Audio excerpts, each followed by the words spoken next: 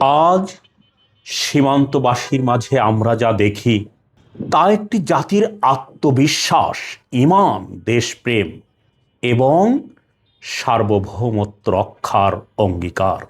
একদিকে সীমান্তে কর্তব্যরত বিজিবি, তার পাশে রাইফেল, চোখে সতর্কতা, হৃদয়ে দেশের প্রতি ভালোবাসা।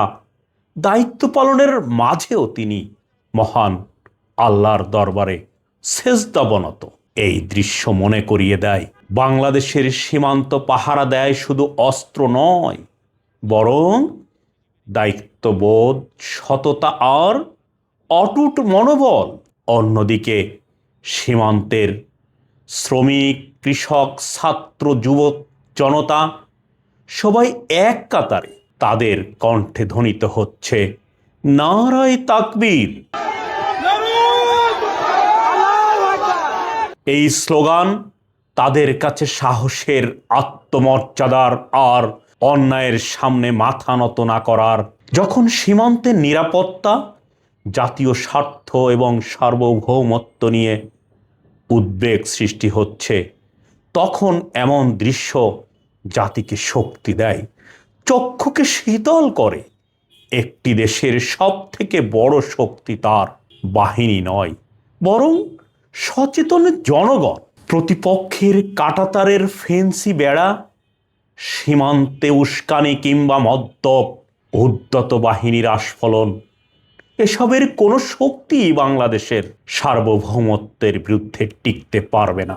কেননা বাংলাদেশের সীমান্ত সুরক্ষিত আছে সীমান্তের ঈমানদার জনতার সতর্ক দৃষ্টি, দেশপ্রেমিক জনগণের অটল মনোবল এবং বীর সীমান্তরক্ষী বিজিবির অদম্য সাহসিকতায় জনগণ আর বিজিবি মিলেমিশে সীমান্ত জুড়ে যে ইস্পাত কঠিন জাতীয় প্রতিরোধ গড়ে তুলেছে, তা কোনো আগ্রাসী আধিপত্যবাদীর পক্ষে ভেঙে ফেলা সম্ভব নয়। মনে রাখতে হবে, কোনো আকস্মিকভাবে বাংলাদেশ নামক ভূখণ্ড প্রাপ্ত হয়নি।